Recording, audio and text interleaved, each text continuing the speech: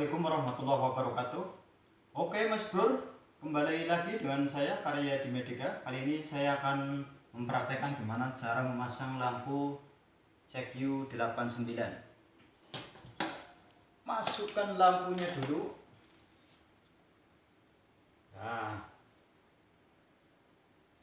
Udah kencang.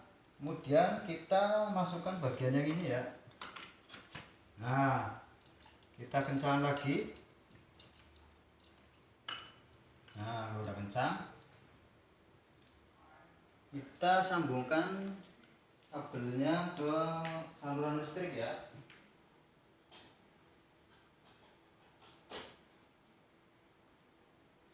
Oke saudara-saudara, untuk menaikkan lampunya, tiangnya kita tinggal pencet yang ini ya. Pencet, tarik ke atas ya saudara-saudara ya. Oke, ketinggiannya itu bisa mencapai 160 sampai 190 cm sesuai yang kita inginkan ya saudara-saudara ya. Kemudian kita tinggal pencet, nyalakan. Dan kemudian kita nyalakan ini, atur timingnya ya, berapa lama waktu yang kita inginkan, misalnya 5, 30 sampai 60 ya. Kita tinggal pencet 45.